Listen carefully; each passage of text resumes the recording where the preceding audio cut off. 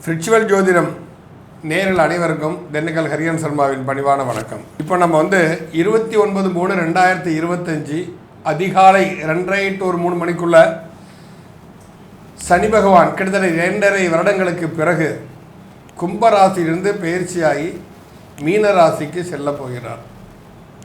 அங்கே ஏற்கனவே 5 கிரகம் உட்கார்ந்துருக்கு. அது கூட சேர்ந்து 6 கிரகம் ஆயிரும்.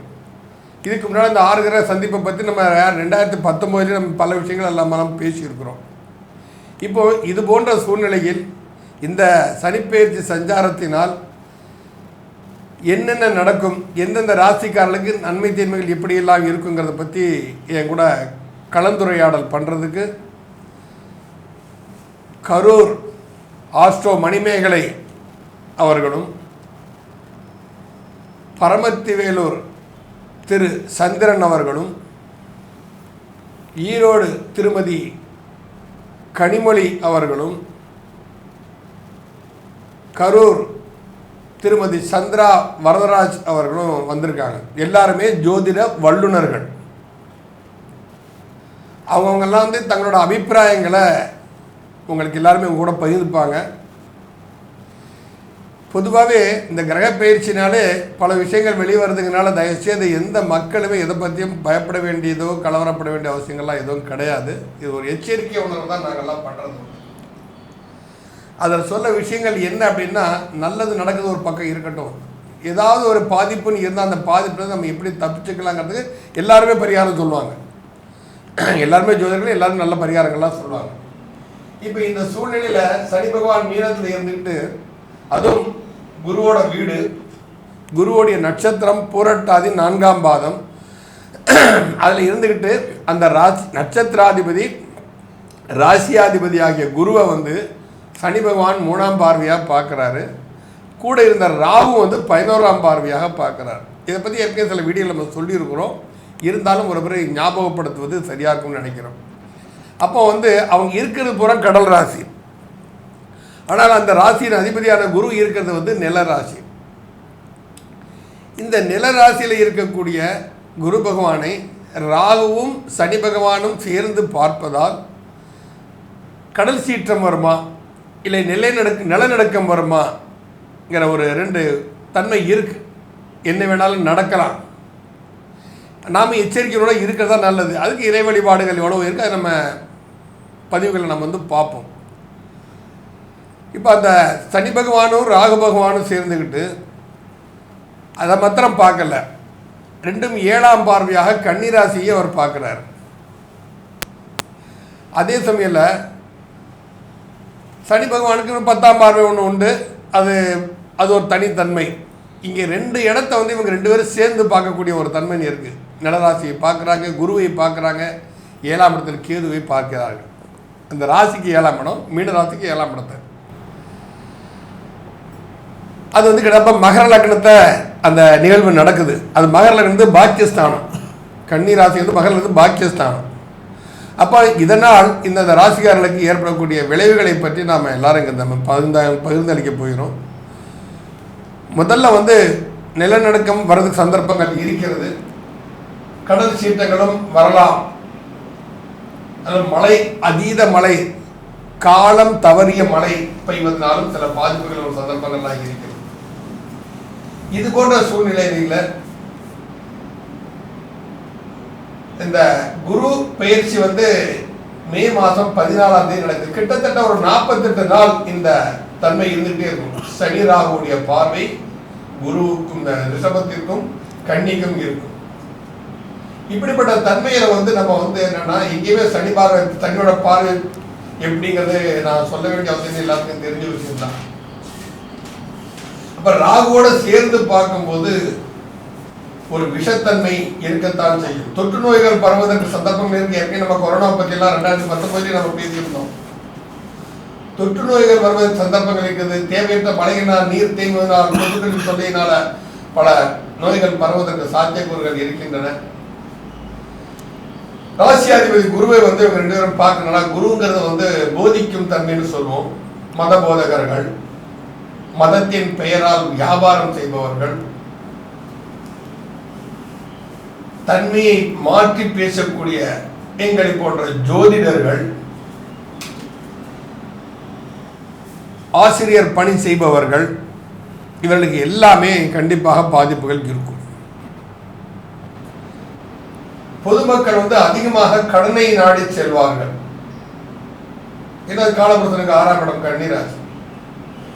இப்போ தேவையில்லாம இப்போ ஃபைனான்ஸ் கம்பெனிக்காரங்கெல்லாம் சர்வசாதாரணமாக சொல்றாங்க, உட்காருங்க 2 நாள்ல உங்களுக்கு 80 லட்சம் ரூபா சேங்ஷன் பண்றேன், பிசினஸ் லோன் பண்றேன். பர்சனல் லோன் வேணுமா, ½ அன் ஹவர்ல ஏஜென்ட் கிட்ட பேசிட்டே இருப்போம், உங்க அக்கௌண்ட்ல பணம் ஏறிலாம் சொல்லுவாங்க. இதுக்கெல்லாம் முக்கியத்துவம் கொடுக்காம ரொம்ப அவசியமா இருந்தா மற்ற மக்கள் கடன் வாங்குங்க, இல்லைன்னா பாதிப்புகளை சந்திக்க வேண்டியது வரும் கண்டிப்பா. அதனால கடன் வாங்கி ஒரு காரியத்தை சாதிக்கணும்னு செய்யாதீங்க. எல்லாமே திட்டமிடக்கூடிய வேலை. ஆனால் நோய் வருவது, மரணம், இது திட்டமிட்டு நடக்கூடியது. அந்த நேரத்தில் மேல் கடன் வாங்க வேண்டிய வரலாற்றுல இருக்கு. அப்போ அவங்களுக்கு அந்த தன்மையை அறிந்து நாங்கள் கடனை வாங்குங்க. ஆடம்பரத்திற்காகவோ, கார் நல்ல ஹை குவாலிட்டியா கார் வாங்குறதுக்காகவோ, 2 வீலர் வாங்குறது, இந்த மாதிரி எல்லா இதுக்குமே நீங்க கடன் வாங்குறது இறங்கினீங்க அப்படின்னா அந்த மக்களுக்கு பாதிப்பு இருக்கத்தான் செய்யும். நிலராசியில குரு இருக்கிறா, அந்த நிலராசி 2 பேரும் பார்க்குறாங்க அப்படின்னா சாலை விபத்துக்கள் அதிகமாக இருக்க சந்தர்ப்பங்கள் இருக்கின்றன. இந்த தன்மையில் புறமே சனி ராகு அந்த குருவை பார்ப்பார். அந்த ராசியாதிபதியும் குரு தான். சனி ராகு சஞ்சரித்திருக்கக்கூடிய போராட்ட நட்சத்திர அதிபதியும் குரு தான். அதனால சில பாதிப்புகள் வருவதற்கு சந்தர்ப்பங்கள் இருக்கின்றன. சற்று எச்சரிக்கை உணர்வோடு நடந்து கொண்டால் மக்கள் தங்களுக்கு ஏற்படக்கூடிய பாதிப்புகளில் இருந்து தங்களை பாதுகாத்துக் கொள்ளலாம். இனி ராசி ரீதியாக என்னுடன் வந்திருக்கும் அனைத்து ஜோதிட வல்லுநர்களும் தங்கள் பங்களிப்பை அளிப்பார்கள். நன்றாக கேட்டுக்கொள்ளுங்கள். சந்தேகம் இருக்கும் பட்சத்தில் நீங்க கமெண்ட்ல போடுங்க. இண்டிவிஜுவலா நம்பர் இருக்கு. மேடம் இதில் நீங்க பேசியிருந்தீங்க, இதுக்கு என்ன மேடம் அர்த்தம், நான் இண்டிவிஜுவல் அவங்களுக்கு நீங்க ஃபோன் பண்ணி கேட்கலாம். அவங்க கண்டிப்பா பதில் சொல்லுவாங்க.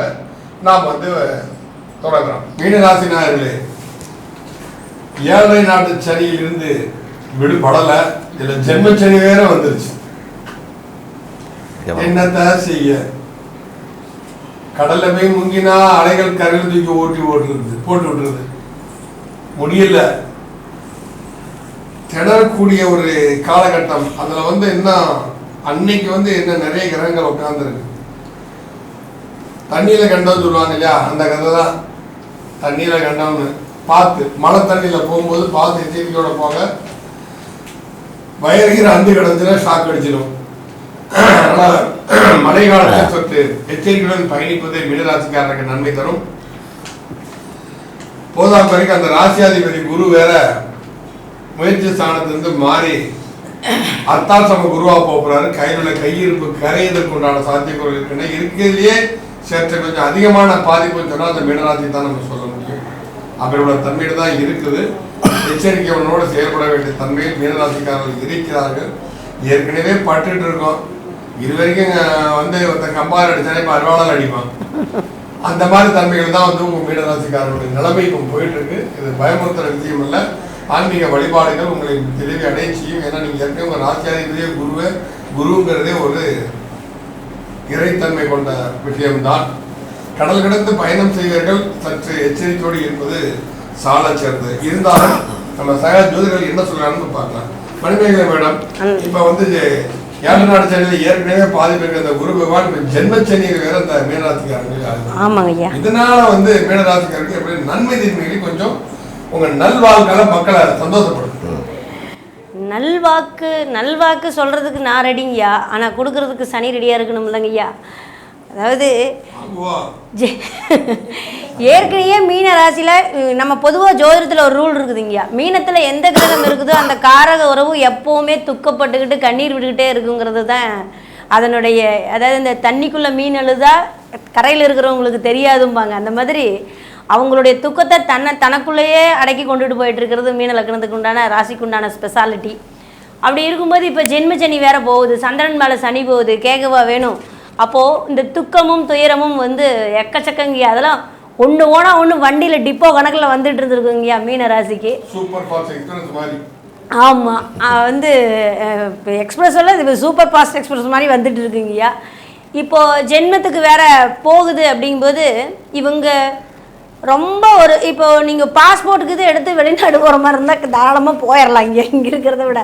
ஏன்னா 12ஆம் அதிபதி 12ஆம் அதிபதி வந்து ராசிக்கு வர்றதுனால எங்கேயாவது தூர தேச பிரயாணம் இது வந்து நம்ம இதுன்னு சொல்ல யாத்திரைகள் போகிறது கூட சிறப்பான ஒரு விஷயமா இருக்குது. காசி ராமேஸ்வரம் அந்த மாதிரி போயிட்டு வர்றது கூட இந்த ராசிக்கு ஒரு என்ன சொல்கிறது கஷ்டங்களை போக்கிக்கிறதுக்கு உண்டான, ஏன்னா பிரயாணம் தானே அந்த 12ங்கிறது தூர தேசம் தானே.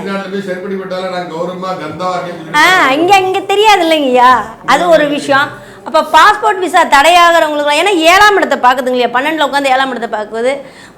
விசா கிடைக்கலன்னு சொன்னவங்களுக்குலாம் இப்போ விசா கிடைக்கிறதுக்கு உண்டான வாய்ப்பு 3ஆம் இடத்தை பார்க்கறதுனாலங்கய்யா அவங்களுக்கு பாஸ்போர்ட் விசா தடையெல்லாம் இருந்ததுன்னா கூட அந்த தடை தாமதங்கள்லாம் வந்து ஈஸியாக போகிறதுக்கெல்லாம் கிளிக்கு ரக்கை ஈஸியாக முளைச்சிட்ற மாதிரி இப்போ பாஸ்போர்ட் விசாலாம் கிடைக்கும். வெளிநாடு போகிறவங்கெல்லாம் போகலாம். இதில் என்ன அப்படின்னா மீனத்தை பொறுத்த வரைக்கும் இந்த ராசிக்கு 10ஆம் இடத்தையும் பார்க்கும், தொழில் ஸ்தானத்தையும் பார்க்கும். இப்போ அடிஷ்னல் பிஸ்னஸ்லாம் வரும். அடிஷ்னல் பிஸ்னஸ் வருதுன்னா இந்த ஏற்கனவே நம்ம போகிற ஒரு வடிவேல் சொல்லுவார்ல, டேய் நான் கண்ணு முன்னு தெரியாமல் போயிட்டுருக்கேன், குறுக்க எவனும் வந்துடாதீங்கடா அப்படின்பதில் அந்த மாதிரி அப்படி போயிட்டுருக்கிற இடத்துல இன்னும் சைடு பிஸ்னஸ்லாம் எடுத்தாங்க அப்படின்னா சுமைகள் அதிகரிச்சுக்கிட்டாங்கன்னா பிரச்சனையாகும் இல்லையா. அதெல்லாம் கொஞ்சம் ஜாக்கிரதையாக இருக்கணும். நல்ல வாக்கு சொல்கிறது அப்படிங்கிறத விட இந்த இடத்துல கொஞ்சம் எச்சரிக்கைப்படுத்த வேண்டியது நம்மளுடைய கட்டாயமாகவும் இருக்குது இல்லையா. 3, 7, 10ங்கிற இடம் ரொம்ப முக்கியமான இடம் இல்லைங்கய்யா. தன்னுடைய முயற்சியில் தடங்களாகும், மனசு சோர்வடையும் போது சோம்பேறித்தனம் வருது, மனசு சோர்வடையுது, அடிக்கடி சளி பிடிக்குது. அப்படிங்கும்போது நமக்கு அடுத்து போய் என்ன வேலை பார்க்கலாங்கிற திங்கிங் இருக்காது. நம்ம உடம்புக்கு என்ன தேவைங்கிறது கூட நமக்கு தெரியாது, ஒரு டேஸ்ட்டு கூட தெரியாது சளி பிடிச்சா. அந்த மாதிரி தான் வாழ்க்கையில் ருசி ஒரு 2.5 வருஷத்துக்கு தெரியாது. கொஞ்சம் எச்சரிக்கையாக இருங்க. இதற்கு வழிபாடு அப்படின்ற ஒரு விஷயம் பார்த்திங்கன்னா அர்த்தநாதீஸ்வரர் வழிபாடு எனக்கு சிறப்பாக தெரியுங்கய்யா. ஏன்னா பொதுவாகவே மீனம் அப்படிங்கும்போது அங்கே உத்திரட்டாதி ரேவதி இதெல்லாம் பார்த்திங்கன்னா அர்த்தநாதீஸ்வரருடைய வழிபாடு அவங்களுக்கு பொதுவாகவே எப்போவுமே ஒரு சிறப்பை தரக்கூடிய மீனராசிக்கு ஒரு தெய்வம் அப்படின்னிங்கன்னா திருச்செங்கோடு அர்த்தநாதீஸ்வரர் 100% பரிகாரமாக இருக்குங்கய்யா இவங்களுக்கு. ரொம்ப நல்லது, அருமையாக சொல்லியிருக்கிறீங்க. ஏன்னா ஏற்கனவே மீனராசிக்கு எடுத்துட்டா மேடு வரப்பு ஊருக்குள்ளே இருக்கிற ஒரு சாத்தியமாக பூஜை நடக்கூடிய தெய்வ வழிபாடு தான் பண்ணணும். ஏன்னா அது குருவோட ராசிங்கிறதுனால வந்து அதுக்கு அர்த்தநாதீஸ்வரர் வந்து ஒரு அற்புதமான ஒரு விஷயம் சொன்னால் அது மிக ஆகாது. ஏற்கனவே அது பெண் ராசி, கடல் ராசி, இது எல்லாமே அதில் இருக்கிறது. நல்ல அற்புதமான செய்து சொல்லியிருக்கீங்க. இப்போ அதே மாதிரி இப்போ கடுமொழி மேடம் உங்களுடைய அனுபவத்தில் இந்த கும்பராசி மீனராசிக்கு கும்பராசி அதிபதியாக வர்றாரு, ஜென்மச்சனியாக வர்றாரு, இதனால் ஏற்படக்கூடிய விளைவுகள் சொல்லுவாங்க. மீனராசி நேயர்களுக்கு நான் சொல்றது என்னன்னு பார்த்தீங்கன்னா, அதாவது உங்களுடைய 11, 12 கூடையவர் உங்களுடைய ஜென்மத்துக்கு வராரு. இப்போ அது வந்து ஒரு கடல் ராசி. அப்போ உப்பு தண்ணியை யாருனால எடுத்து குடிக்க முடியுமா? குடிக்க முடியாது இல்லையா. அப்போ அவங்க அதனால பார்த்தீங்கன்னா அவர்களால மற்றவர்களுக்கு தான் பிரயோஜனம். எப்பவுமே பார்த்தீங்கன்னா உபயராசினா சொல்லவே வேண்டாம். அது பர்டிகுலராக இந்த மீனராசி வந்து ஹெல்பிங் டெண்டன்சி வந்து அதிகமாக இருக்கும், மற்றவர்களுக்கு தான் ரொம்ப உபயோகமான ராசியும் கூட. இப்போ இந்த ஜென்ம சனி அப்படிங்கிறப்ப வந்து பார்த்தீங்கன்னா இவங்க உடல் ரீதியான விஷயங்களில் வந்து ரொம்ப கவனம் செலுத்தணும். அதே மாதிரி யார் மேலேயும் அளவுக்கு அதிகமான பாசத்தை காட்டாமல் இருக்கிறது இந்த காலகட்டம் வந்து ரொம்ப சிறப்பு. ஏன் கேட்டிங்கன்னா அந்த பிரிவை வந்து நமக்கு தாங்கிக்கக்கூடிய வல்லமை இந்த காலகட்டம் இருக்காது. ஏன்னா நமக்கு வந்து 3ஆம் பார்வையாக பார்க்கறதுனால எந்த ஒரு விஷயத்துக்கு காரியம் ஒரு மன சோர்வு ஏற்படும். அதனால கொஞ்சம் வந்து இந்த காலகட்டம் எந்த நட்புகள் ஆகட்டும், உறவுகள் ஆகட்டும், நம்ம குடும்ப உறவுகள், அந்நியர்கள் யாராக இருந்தாலும் சரி, நம்ம வந்து கொஞ்சம் கவனமாக இருக்கிறது இந்த காலகட்டம் ரொம்ப நல்லது. இன்னொரு விஷயம் என்னன்னு பார்த்தீங்கன்னா இவர்கள் வந்து 3ஆம் இடம், 7ஆம் இடம், 10ஆம் இடம் இந்த 3ஐயும் சனி பகவான் பார்க்குறாரு.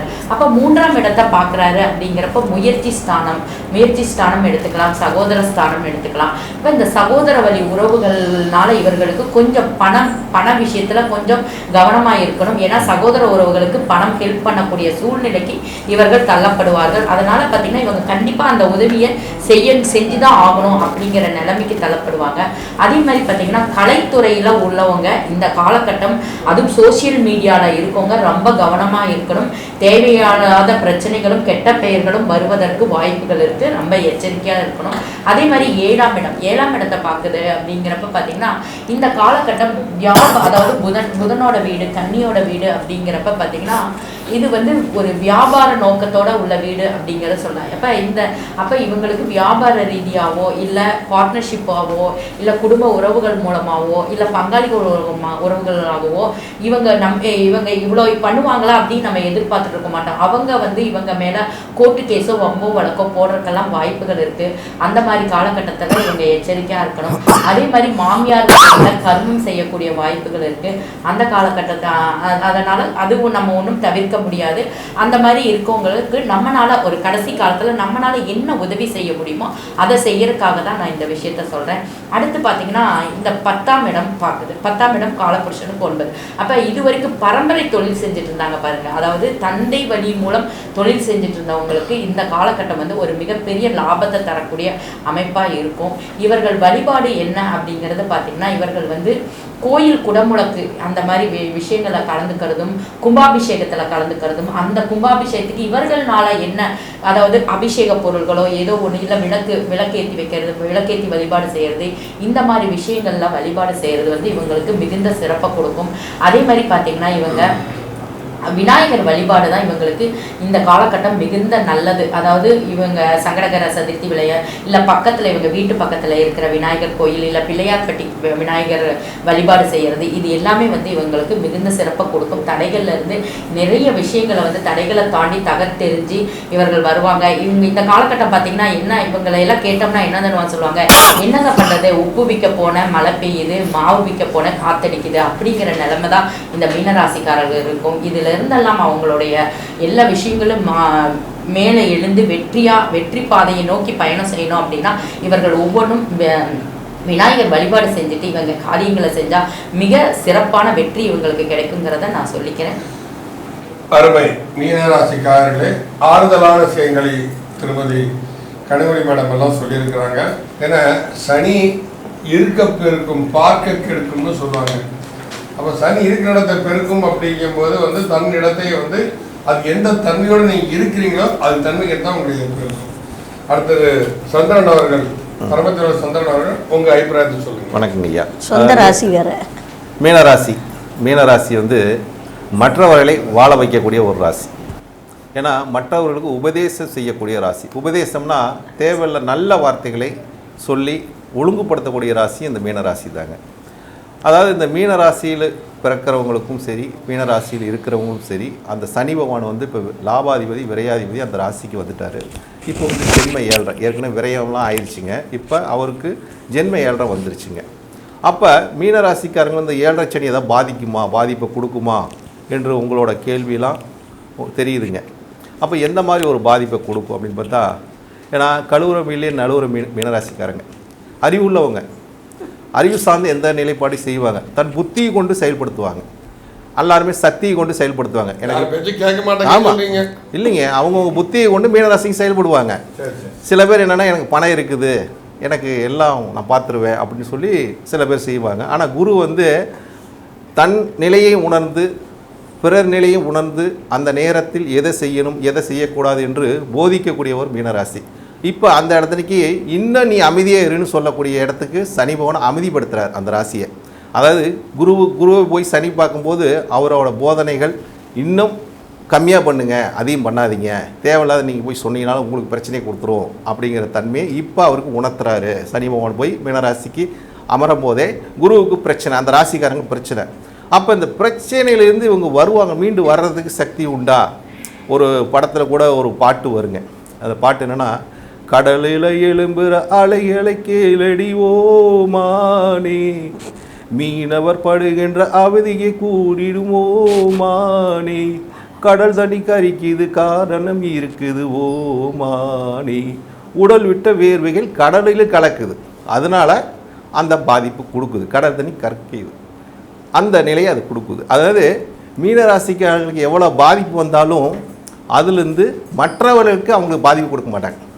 அந்த பாதிப்பை அவங்க உணர்ந்து அதிலிருந்து செயல்பட்டு அந்த கடலிலிருந்து முத்த எடுக்கக்கூடியவர் தான் மீனராசிக்காரங்க. அதனால் இந்த 7.5 சனி பற்றிலாம் நீங்கள் கவலைப்படாதீங்க. உங்களுக்கு ஜென்மச்சனி வந்துருச்சு, உடல் ரீதியாக பாதிப்பு கொடுக்கும், பிரச்சனையை கொடுக்கும்.